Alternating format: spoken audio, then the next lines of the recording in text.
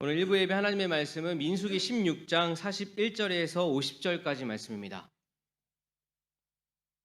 민수기 16장 41절에서 50절까지의 말씀 우리 한 목소리로 봉독하겠습니다. 이튿날 이스라엘 자손의 온 회중이 모세와 아론을 원망하여 이르되 너희가 여호와의 백성을 죽였도다 하고 회중이 모여 모세와 아론을 칠 때에 회막을 바라본즉 구름이 회막을 덮었고 여호와의 영광이 나타났더라. 모세와 아론이 회막 앞에 이르매 여호와께서 모세에게 말씀하여 이르되 너희는 이 회중에게서 떠나라. 내가 순식간에 그들을 멸하려 하노라 하시매 그 두 사람이 엎드리니라. 이에 모세가 아론에게 이르되 너는 향로를 가져다가 제단에 불을 그것에 담고 그 위에 향을 피워 가지고 급히 회중에게로 가서 그들을 위하여 속죄하라. 여호와께서 진노하셨으므로 연병이 시작되었음이니라. 아론이 모세의 명령을 따라 향로를 가지고 회중에게로 달려간즉 백성 중에 연병이 시작되었는지라. 이에 백성을 위하여 속죄하고 죽은 자와 산 자에 섰을 때에 연병이 그치니라. 고라의 일로 죽은 자 외에 연병에 죽은 자가 14,700명이었더라. 연병이 그침에 아론이 회막문 모세에게로 돌아오니라. 아멘. 산 사람과 죽은 사람 가운데 서는 것이라는 제목으로 여러분들과 말씀 함께 나누겠습니다. 부활절을 보내고 이제 두 주가 흘렀습니다. 예수님의 두 손에 난 그 십자가의 그 구멍, 그리고 창에 찔린 구멍난 옆구리, 사람의 죄를 대신한 그 예수님의 그 대가는 결코 만만치 않았습니다. 예수님은 사람들 앞에서 비참해져야 했고 또 십자가의 고통은 너무나 고통스러웠습니다. 그리고 모든 힘이 빠진 예수님은 죽음을 경험하게 됩니다. 그러나 예수님은 3일 만에 다시 부활하셨습니다. 그런 부활한 예수님의 몸은 신기하게도 십자가의 흔적을 그대로 가지고 계셨습니다. 구멍난 손가락, 그리고 창에 찔린 그 옆구리, 그 모습 그대로. 가장 고통스럽고 가장 비참했던 순간이었지만 하나님께서는 예수님의 그 상처와 그 아픔을 영광의 상처로 남겨두었다는 사실입니다. 그리고 예수님은 못 박힌 십자가의 그 흔적 그대로 도마에게 보이시며 이렇게 말씀합니다. 내 손가락을 이리 내밀어서 내 손을 만져보고 내 손을 내 옆구리에 넣어 보아라. 그래서 의심을 떨쳐버리고 믿음을 가져라. 다른 제자 다 믿었지만 그 의심 많던 제자 도마, 보이지 않고선 믿을 수 없다고 했던 그 도마에게 예수님의 십자가 흔적을 보이십니다. 그러자 도마는 예수님의 그 십자가 흔적을 보고 이렇게 고백합니다. 나의 주님, 나의 하나님. 그리고 주님은 또다시 말씀하시죠. 너는 나를 보았기 때문에 믿느냐? 나를 보지 않고도 믿는 사람은 복이 있도다. 우리가 살고 있는 지금 이 순간 구멍난 손, 그리고 창에 찔린 그 옆구리, 그 십자가의 흔적을 가진 예수님은 우리 눈에 보이지 않습니다. 그러나 보이지는 않아도 보이지 않고 믿는 믿음의 소중함에 대해서 주님은 말씀하셨습니다.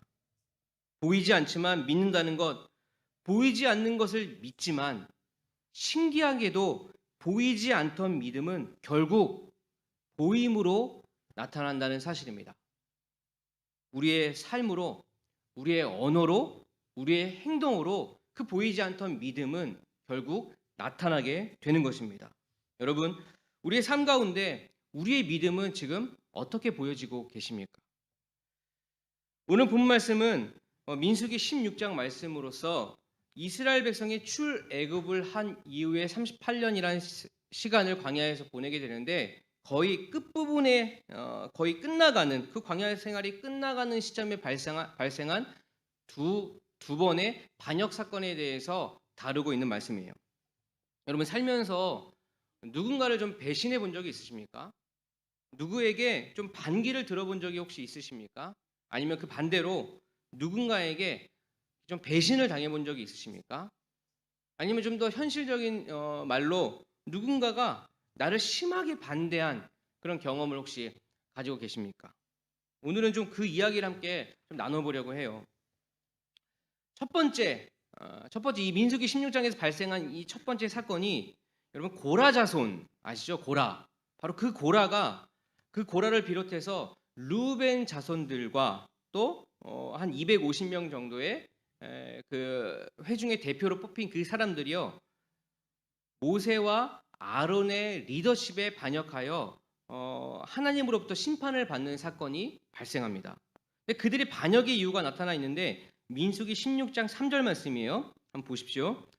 그들이 모세와 아론에게 대항하여 모여서 항의하였다. 당신들은 분에 넘치는 일을 하고 있어. 온 회중 각자가 다 거룩하고 그들 가운데 주님께서 계시는데 어찌하여 당신들은 주님의 회중 위에 군림하려 하오.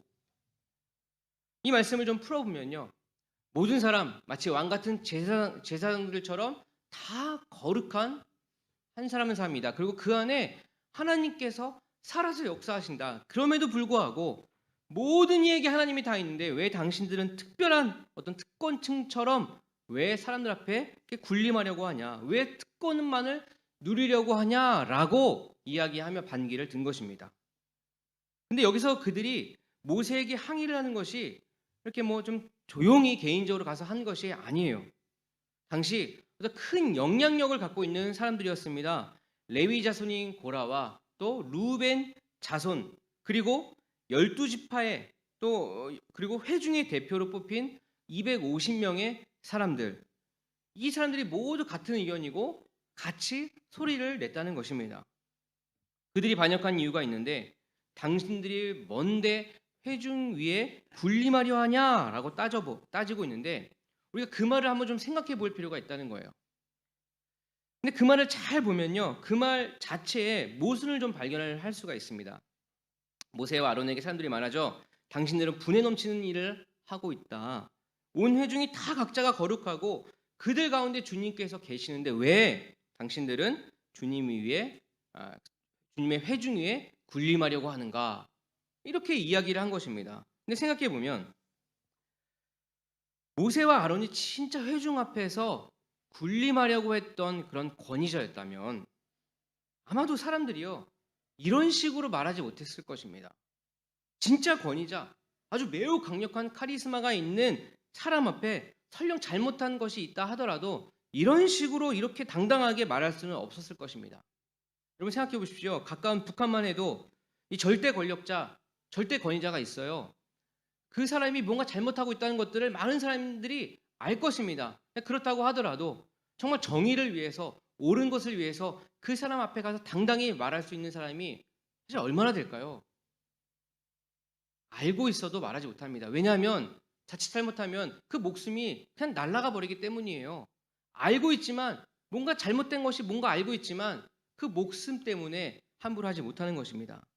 모세와 아론이 정말 회중 앞에 군림만 하려는 자였다면 아주 강력한 그런 권력만 쥐고 있었더라면 사람들은 이렇게 반기를 들 수 없었을 것입니다.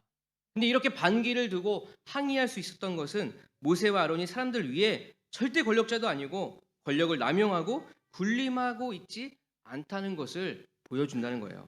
자, 그렇다면 어찌하여 이들이 모세와 아론에게 반기를 들은 것일까? 10절 말씀을 한번 보십시오. 민수기 16장 10절 말씀에 이렇게 말씀합니다. 주님께서는 당신의 모든 동료 레위의 자손을 당신과 함께 주님께로 가까이 불러내셨소. 그런데 이제 당신들은 제사장직까지도 요구하고 있어. 제사장직까지도 요구하고 있다고 말합니다. 하나님께서 주신 직분이 있어요. 그 직분 너무나 소중한 것임에도 불구하고 그들은 이렇게 반기를 든 이유가 왜 너희만 특권을 누리냐는 것입니다. 왜 똑같은 레위 자손인데 너희는 제사장직을 하는데 나는 못하는가? 나는 장자인 12지파의 장자인 루벤 자손인데 왜 우리는 그 일을 할 수 없는가? 너희들과 똑같은 특권을 누리지 못하는가에 대한 그런 불만이 있었던 것이죠. 생각해보면 그 안에 욕심이 깔려 있었다는 것입니다. 모세와 아론이 권력을 남용한 것이 아니라 잘못된 비교 의식 그리고 가려진 욕심에서 비롯된 반기라고 볼 수 있어요. 그런 그들이 하나님으로부터 무서운 심판을 받게 되었습니다. 근데 중요한 것은 무서운 심판이 있었습니다. 첫 번째 그런 사건이 있어서 그런 심판이 있었음에도 불구하고 겨우 이틀밖에 지나지 않은 상태에서 나머지 사람들이 또 항거를 했다는 사실입니다. 항거를 한 이유는 이 고라엘 땅과 250명의 그 대표들이 죽임을 당했는데 황당하게도 그 사람들이 죽임을 당한 원인이 바로 당신들 모세와 아론에게 있다라고 말을 하고 있는 거예요. 41절 말씀 보실게요. 41절 말씀에 이튿날 이스라엘의 자손인 온 회중이 모세와 아론에게 항거하면서 말하였다. 당신들이 주님의 백성을 죽였소. 엄청난 재앙을 본 이스라엘 백성이지만 그들은 자신의 죄를 깨닫지 못하고 또다시 모세와 아론에게 책임을 전가하고 있는 것입니다. 당신들이 우리의 백성을 죽인 것입니다. 당신들 때문에 내 사랑하는 가족이 죽은 것입니다라고 말하는 것이죠. 이렇게 말하는 사람이 몇몇 사람이 아니에요. 41절 다시 말씀을 보시면 이스라엘 자손의 온 회중이 모세와 아론에게 항거했다라고 기록을 하고 있어요. 그 시대에 영향력 있는 레위 자손인 고라와 또 루벤의 자손 다단과 아비람, 온 그리고 이스라엘 자손 가운데 회중의 대표로 뽑힌 250명의 사람들이 항거에 의해 모든 이스라엘 백성이 다 일어났다는 것입니다. 당신들 때문에 이렇게 된 거다. 그 원인을, 그 이유를 그 모세와 아론에게 책임을 전가하고 있다는 것입니다. 얼마 전 반기를 든 사람들이 하나님으로부터 어떤 심판을 받게 되었습니까? 땅바닥이 갈라지고 땅이 입을 벌려서 그렇게 반기를 든 모든 사람들을 그리고 모든 소유를 삼켜버렸어요.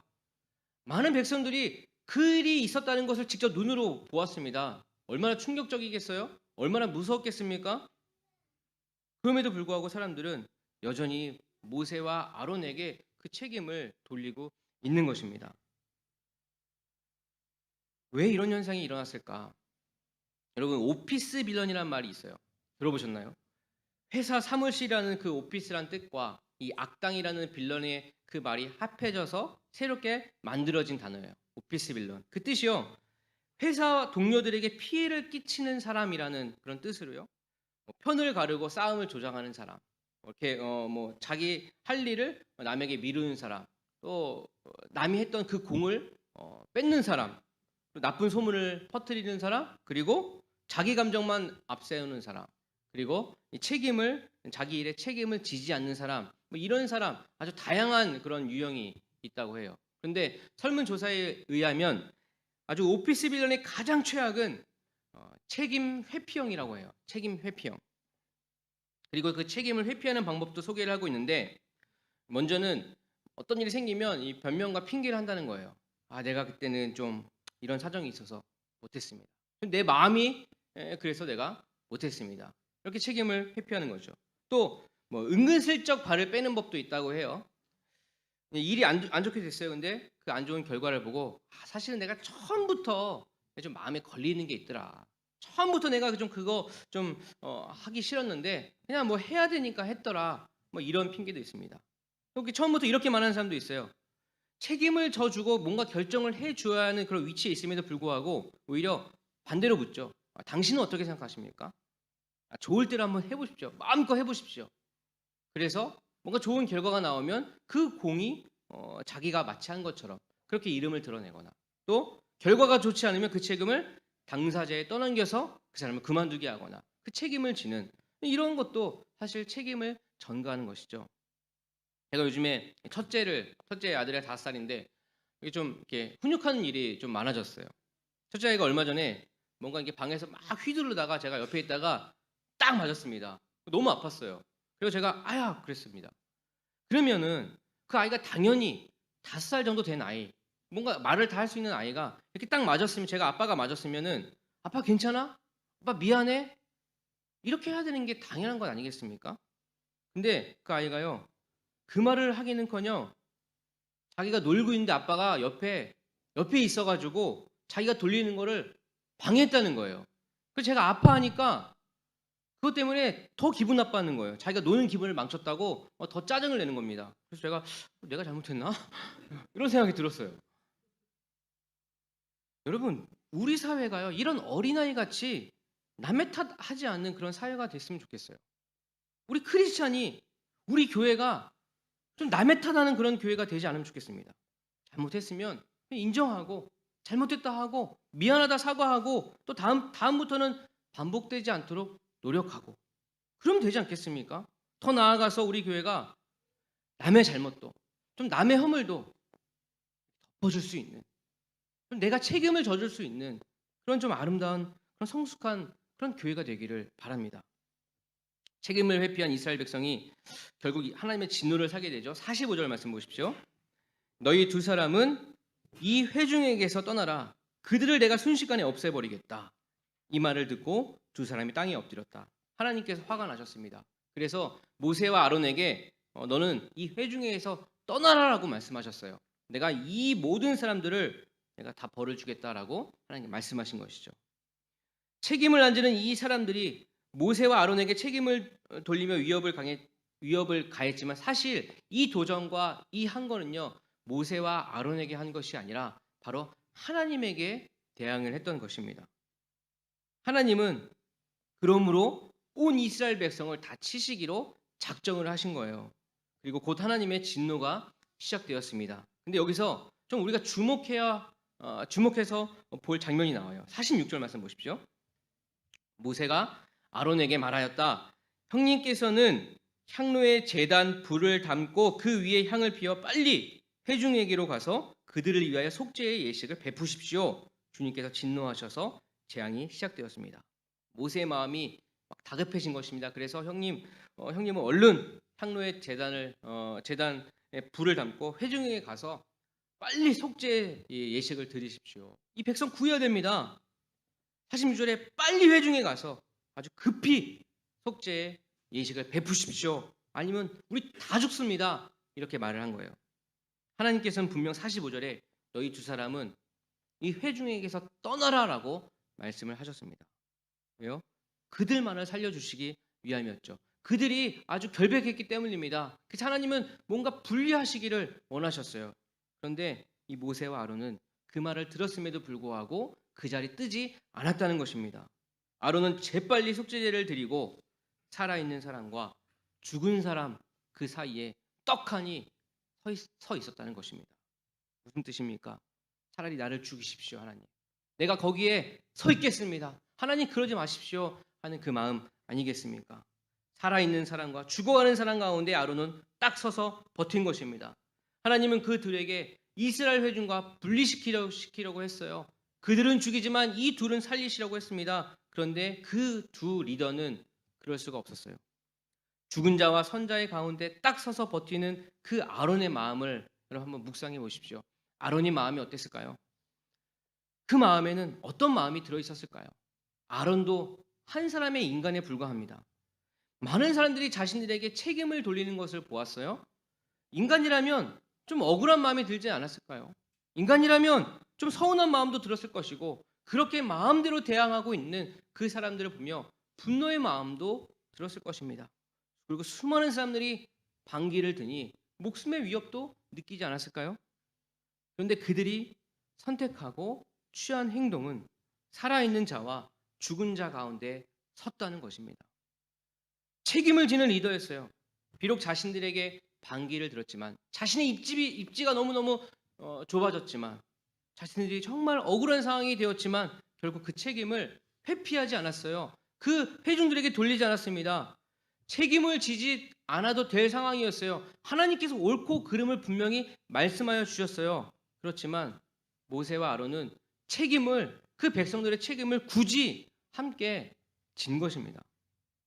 모세와 아론이 자신에게 반기를 든 사람에 대해 하나님께 일러 바치듯 다 이야기하고 하나님은 그로 인해서 백성들을 이렇게 치시는 것, 그래서 이 모든 상황이 그냥 종료가 되었다면 딱 두 사람만 살아남았다면 그들이 과연 리더였을까요? 반기를 들었기에 마땅히 벌받을 것이 당연하고 앞으로도 이렇게 하면 너희를 죽는다 라고 끝냈다면 이들이 정말 좋은 리더일까? 더 나아가 그런 사람들이 우리들이라면, 그런 사람들이 우리 크리스찬이라면, 그런 사람들이 우리 교인이라면 과연 누가 우리 교회에 우리를 보고 우리 교회에 들어오겠습니까?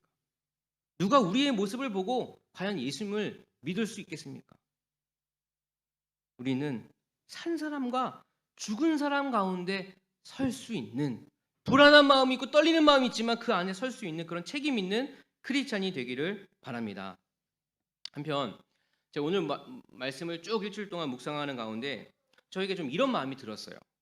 하나님의 진노하심 앞에 책임 있고 용기 있게 선 그 아론, 그 모습을 계속해서 묵상해 보았습니다.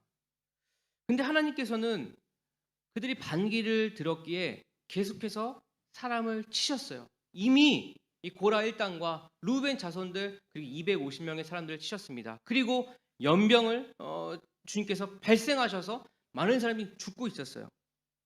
이 모습을 보면서 좀 인간적인 그런 마음으로 하나님 좀 너무하시지 않나? 이런 생각이 좀 들었습니다. 오히려 하나님은 사람들을 죽이고 계시는데 그 안에 딱 서서 버티고 있는 그 아론의 그 모습이요, 훨씬 더 크리스찬다운 그런 모습으로 보였어요. 훨씬 더 하나님보다 마음이 넓어 보이는 것처럼 보였어요. 자칫 잘못하면, 반역하면 그대로 죽이시는 하나님보다 오히려 이 아론의 모습이 더 나은 것이 아닐까, 그런 생각하면서 제가 마음이 떨리더라고요. 제가 너무 막 나가는 건 아닌가, 이런 생각이 들었습니다. 근데 여러분 어떻게 보십니까? 모세와 아론에게 대항한 사람들을 가차없이 치시는 하나님과 그것을 막으려고 하는 한 인간, 백성들을 위해 속죄제를 드리고 또한 산자와 죽은 자 가운데서 떡하니 서 버티고 있는, 용기 있게 서서 버티고 있는 그 모습을 볼 때 여러분 어떤 마음이 드십니까? 저는 이런 마음을 일주일 동안 고민을 하게 되었어요. 하나님은 좀 잘못하면 그렇게 치시는 분인가? 그리고 한 인간은 그 잘못을 앞에 딱 서서 버티고 있는 그 모습, 어떤 것이 옳은 모습일까? 제가 이 고민을 풀기 위해서 죽은 자와 산자의 중간에 중보자로 선 아론의 행동 뒤에 일어난 일을 한번 찾아보기 시작했습니다. 과연 어떤 일이 벌어졌을까? 48절 한번 보십시오. 48절, 아론이 살아있는 사람과 죽은 사람 사이에 서니 재앙이 그쳤다. 아론이 그 중간에 딱 서서 버티니 하나님께서 그 아론을 보시고 하나님의 재앙을 멈추셨다는 거예요. 그 재앙이 멈추고 더 이상 사람이 죽지 않았다는 것입니다. 그리고 더 중요한 사실, 더 중요한 것은 이후 그 반역의 아주 중심이었던 그 고라의 자손들 어떻게 되었을까 한번 살펴보았습니다. 민수기 26장 9절에서 11절 말씀 한번 보겠습니다. 민수기 26장 9절에서 11절까지 말씀.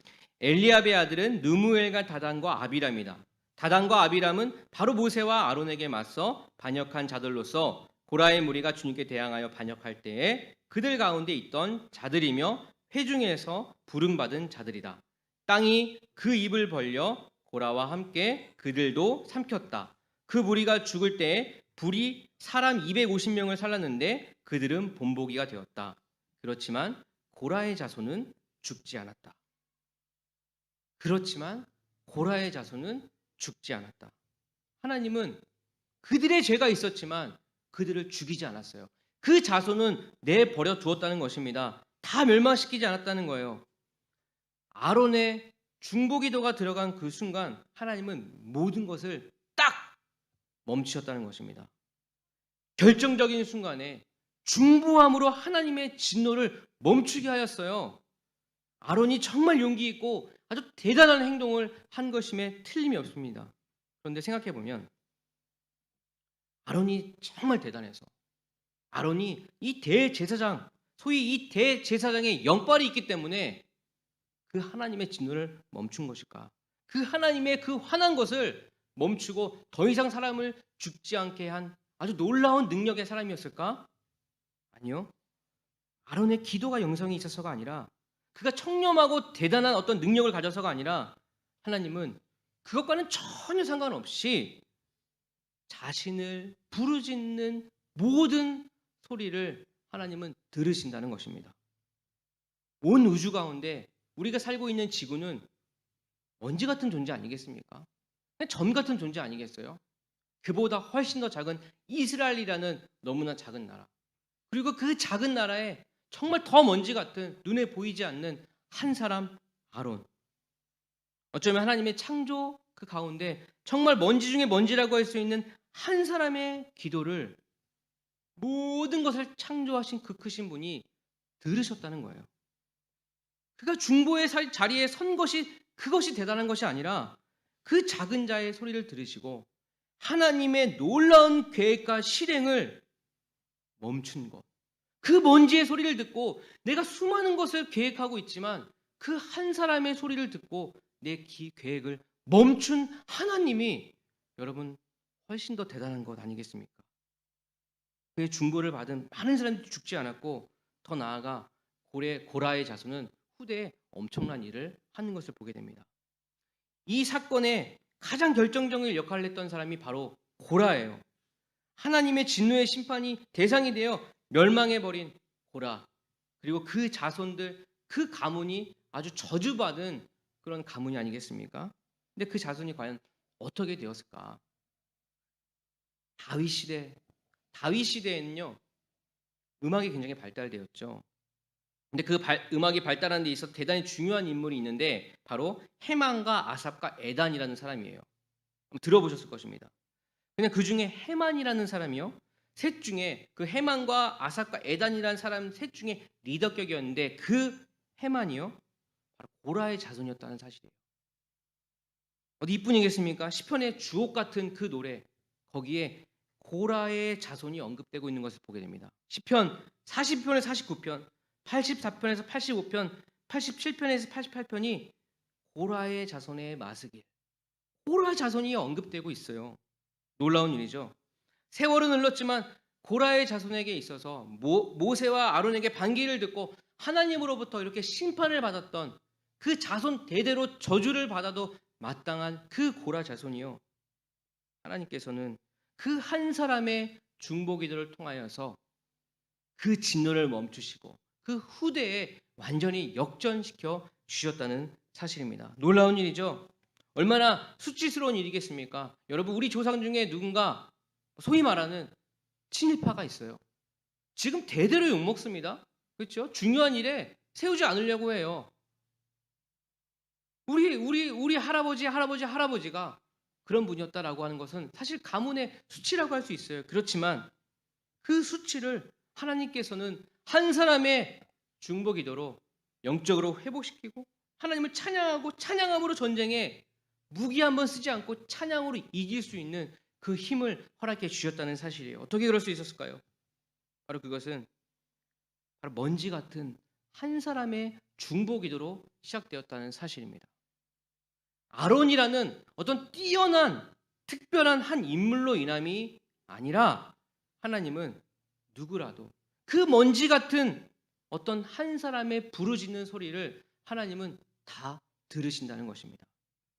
여러분, 하나님의 부르심이 어디 오늘 나오는 이 아론의 한 사람뿐이겠습니까? 성경에는요, 자신의 동생 아벨을 죽여 벌받아 마땅한 가인이라는 인물도, 그리고 애를 못 낳는 아브라함의 아내 사라를 멸시한 여종 하갈과 같은 인물도, 그리고 그의 자손 이스마엘도 하나님을 향해 신음소리를 낼 때 그들의 행동이 너무나 잘못되고 벌을 받아 마땅한 그 사람에도 불구하고 그들이 마음을 다해 하나님께 신음소리라도 낼 때 하나님은 그 소리를 들으신다는 것입니다.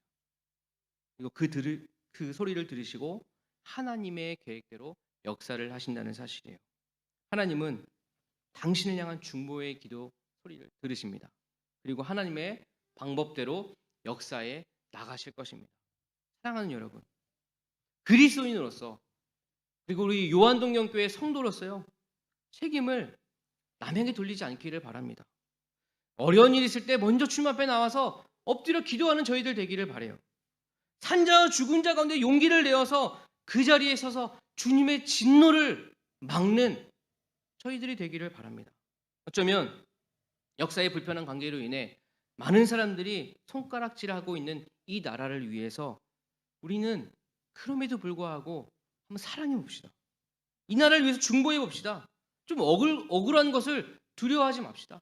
손해보는 것, 이거 한번 해봅시다. 그리고 하나님의 일하심에 한번 또다시 기대해 봅시다.